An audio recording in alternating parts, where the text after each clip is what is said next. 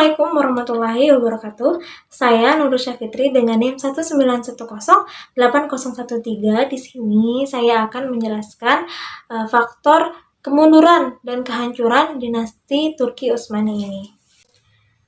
Dinasti Turki Utsmani adalah kekhalifahan yang cukup besar dalam Islam dan mempunyai pengaruh yang cukup signifikan dalam perkembangan wilayah Islam di Asia, Afrika, dan Eropa.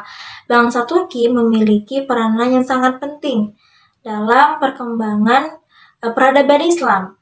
Selain faktor keberhasilan dari Khalifah dinasti Turki Utsman, banyak faktor-faktor kegagalan yang terjadi pada masa ini.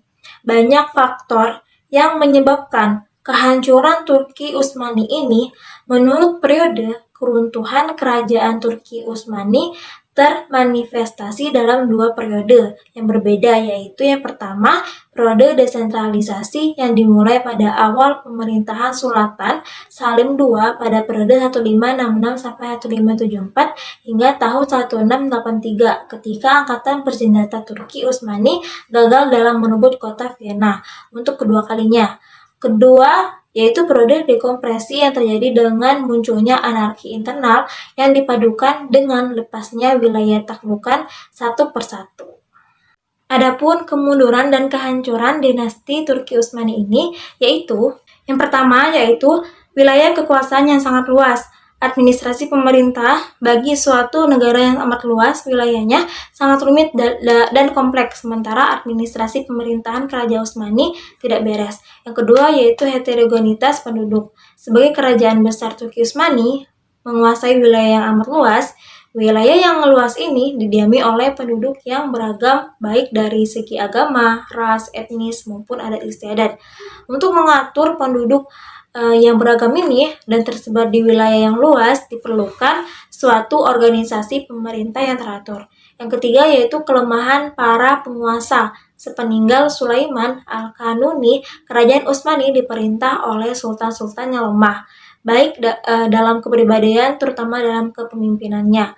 Akibatnya, pemerintahan menjadi kacau. Yang keempat yaitu budaya pungli. Berjangkitnya budaya pungli ini mengakibatkan dekadensi moral kian merajalela yang membuat pejabat semakin rapuh. Yang kelima yaitu pemberontakan tentara Jenisari. Kemajuan ekspansi kerajaan Utsmani ini banyak ditentukan oleh kuatnya tentara Jenisari. Dengan demikian dapat dibayangkan bagaimana kalau tentara ini memberontak. Yang keenam yaitu terjadinya stagnasi dalam lapangan ilmu dan teknologi. Kerajaan Utsmani kurang berhasil dalam pengembangan ilmu kekuatan Jalil. Kemunduran dan perkembangan politik Turki Utsmani. Adapun gambar tentang faktor kemunduran dan kehancuran Turki Utsmani ini, yaitu ini dan ini.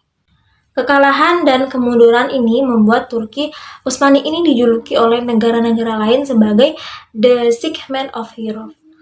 Dan ada beberapa faktor yang menyebabkan kemunduran Turki Utsmani ini selain yang dijelaskan tadi. Yang pertama yaitu pengganti Sultan Sulaiman I.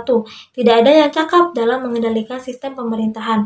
Yang kedua adalah pengangkatan bawahan tidak lagi didasarkan pada kemampuan mengatur daerah, namun pada perasaan suka atau tidaknya sang sultan. Yang ketiga adalah korupsi merajalela dan gaya hidup berfoya-foya.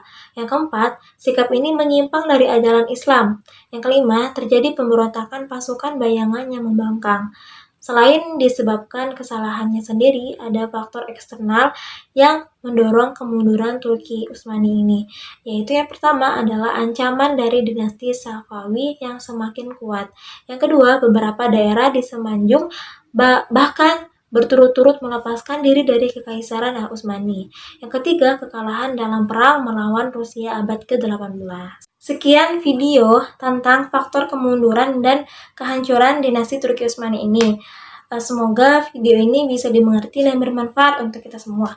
Saya Nurul Syafitri dengan NIM 191080113. Izin undur diri. Wassalamualaikum warahmatullahi wabarakatuh.